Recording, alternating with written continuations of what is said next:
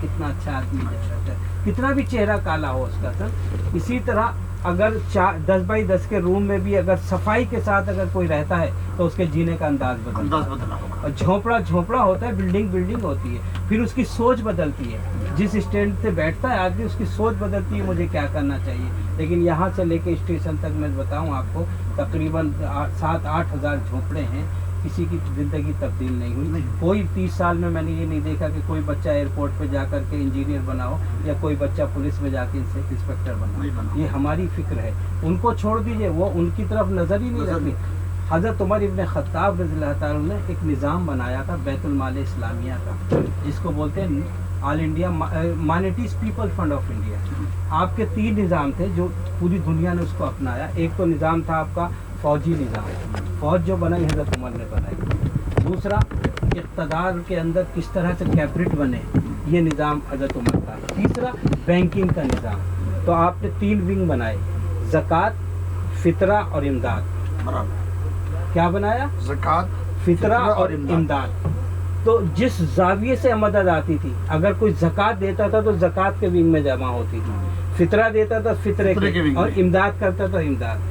जब मुल्कों से लोग आते थे अर्जी लेके कि हज़रत हमारे यहाँ कहत पड़ा है, अमीरुल मोमिनीन हमें ज़रूरत है, तो आप उनसे सर्वे कराया जाता था कि ये मुल्क किस जाविये पे आया, ये ज़कात में आता है, ये फितरे के आता है, ये इमदाद के आता है। तो अगर ज़कात के जाविये में आता था तो ज़कात ही खिलाते थे, यानी किसी को आपने किसी साहिब हैसियत को ज़कात नहीं खिलाई, क्योंकि ज़कात ऐसी मुज़िर है कि अगर साहिब हैसियत खा ले तो तेज़ाब की तरह जिस्म को जला दे। लेकिन आज हमारे मदरसों में लोग ज़कात खा करके दीन के अलंबरदार बने और स्टेज पे आकर के अपने बाप का मसलक समझ लिया, दीन उन्होंने अपने बाप का समझ लिया, जबकि दीन अल्लाह और उसके रसूल का दीन है, इनके बाप का नहीं है। जी, मैं बात मुकम्मल करूँ। इसी तरह से इस हिंदुस्तान के अंदर अगर हम इलाकाई सतह पर एक बैतुल माल इस्लामिया बनाएं, मस्जिदों के तौर पे मरकज़ बना लिया जाए, और अब इस मुल्क में कितना मुसलमान है? 30 करोड़, लेकिन गवर्नमेंट ने 25 करोड़ 22 करोड़ बिल्कुल डिक्लेयर किया। मैं 20 करोड़ की बात करता हूँ। 20 करोड़ मुसलमान, एक फितरा उस पर वाजिबुद्दैन है 50 रुपया जी।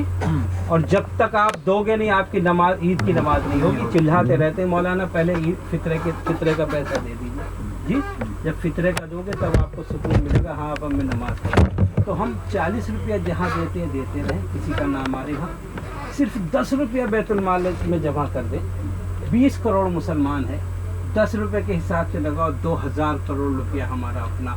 2000 करोड़ में 10 कॉलेजेस हमारे होंगे, 10 हॉस्पिटल हमारे होंगे साल के, और 25 मेंबर ऑफ पार्लियामेंट हमारे खड़े होंगे पार्लियामेंट में, साले घुटनों में बैठ जाएंगे। खरीदो ना, 10 करोड़ में नहीं 15 में लाओ, खरीद के लेके आओ। हमारा अपना पैसा 10 रुपया मुसलमान जमा कर दे इस मुल्क का, 30 करोड़ को आप ज़र्ब कर लो, जमा कर लो, सिर्फ 10 रुपए से 30,000 करोड़ रुपया एक झटके में जमा होगा सर। लेकिन कौम को शूर नहीं है और वो 30,000 करोड़ से हमारे IPS बनेंगे बच्चे, हमारे इस मुल्क को मोहब्बत करने वाले बनेंगे, इस मुल्क की कुर्बानी देने वाले बनेंगे, हमारे बच्चे बड़े हायर एजुकेशन तक पहुँचेंगे।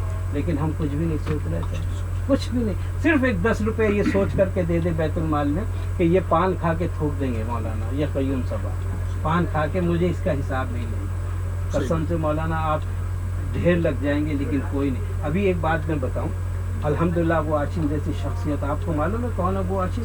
अबू आसिम इस मुल्क के 3रे नंबर के सरमाएदार। कितने नंबर के?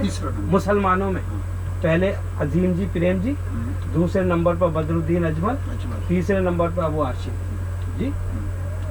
अबू आसिम और बदरुद्दीन अजमल जैसे लोग अगर चाहें तो इस बॉम्बे में हमारा कॉलेज होता था सर, हमें दूसरों के यहाँ लाइन लगानी नहीं पड़ती। हमारे अपने उस कॉलेज में बच्चे IPS IAS बनते थे, हमारा अपना हॉस्पिटल होता, हमारी औरतें जाके एक ईमान वाले से इंजेक्शन लगवाती, किसी दूसरे के सामने कमरबंद नहीं खोलती थी, कूल्हा नहीं खोलती थी। हमें तो वो भी शूर नहीं। हमारा अपना कॉलेज कितने का बनता? 100 करोड़ का, 200 करोड़ का, 500 करोड़ का। इनके लिए कोई बड़ी बात नहीं, और अगर ये झोली फैला दे भाई साहब तो वहीं 500 करोड़ रुपया जमा हो गया, लेकिन कोई नहीं कर रहा। बड़ी माजरत के बाद मैं एक छोटी सी बात बता रहा हूँ। मैं ये तसव्वुर करता हूँ कि ख्वाजा मुईनुद्दीन चिश्ती रहमतुल्लाह अलैह ने इस मुल्क में इस्लाम फैलाया। मैं मोहब्बत करता हूँ, मैं आपके दर पर जा रहा हूँ, لیکن ایک بھی کالج پورے ہندوستان میں خواجہ غریب نواز کے نام پر نہیں، ایک بھی. کتنی شرم کی بات ہے، جس کو اپنا بہترین فالوور مان رہا ہے مسلمان، اس کے نام کا ایک کالج نہیں. ابوالکلام آزاد کے نام کا ہے، فلاں کے نام جواہر لال نہرو یونیورسٹی، ایک یونیورسٹی حضرت کے نام پہ نہیں ہے، اور ایک کالج ہاسپٹل نہیں ہے کہیں. اجمیر سے چلیے پورا ہندوستان کا دورہ کرتے ہوئے، ایک آپ کو ہاسپٹل نہیں ملے گا خواجہ غریب نواز. سائیں بابا کے ہاسپٹل ملیں گے، سب کے ہاسپٹل ملیں گے، لیکن ہمارے اکابرین کا کچھ بھی نہیں ملے گا. اور کروڑوں کی وہاں آمدنیاں ہو رہی ہیں. کون بتائے گا اس کو سر؟ کس کو فکر ہو گیا؟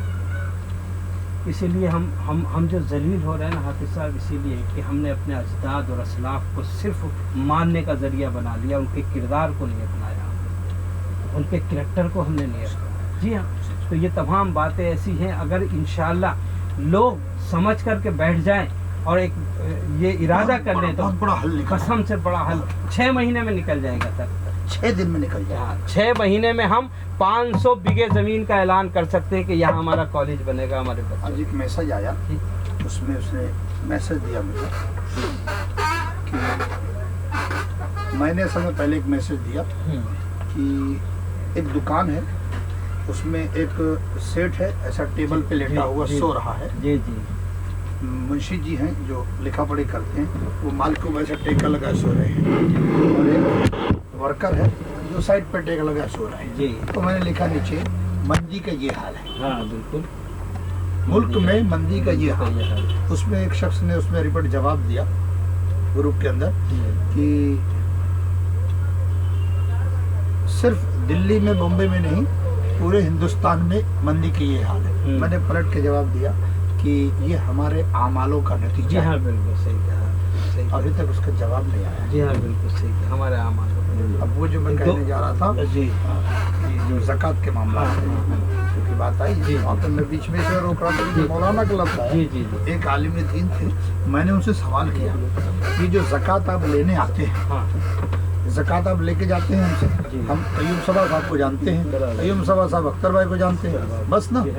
تو ہم اگر زکوٰۃ دے رہے ہیں آپ کو، آپ کہیں لے کے جا رہے ہیں تو ذمہ دار آپ ہیں بالکل، اور آپ ہمیں دے رہے ہیں تو اس چیز کے مصرف کے ذمہ دار ہم، مصرف کے ذمہ دار ہم.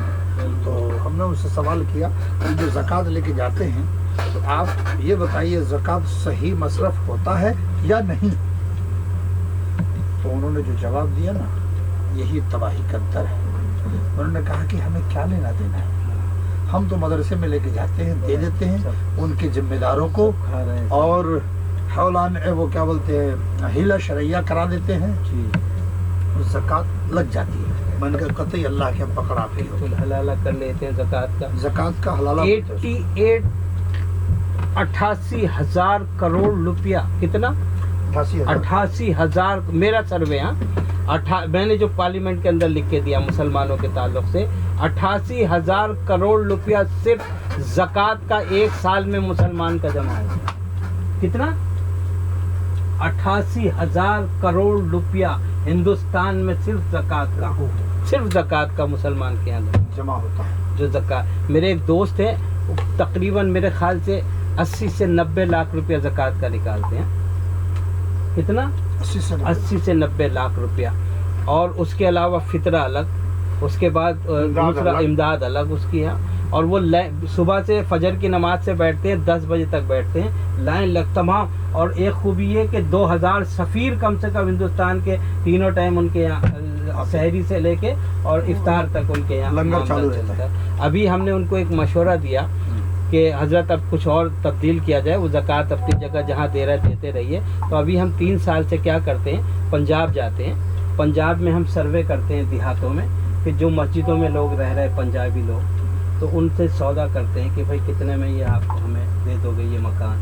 ان کی نظر میں تو مکان ہے وہ 1947 کی جو مسجدیں تھیں، اور وہ بولتے 30 لاکھ کی، 20 لاکھ کی، 25 لاکھ کی. سودا کرتے ہیں، اذان دیتے ہیں، اس کا غسل کرتے ہیں، چھوڑ کر کے مقامی لوگوں کا یہ کر رہا ہے.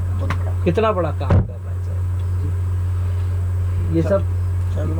یہ سب جو ہے حافظ صاحب بڑی سوچ کے اوپر ہے. میں جی ہاں 2 منٹ ہاں بالکل بالکل. ہاں بڑا بند کرو.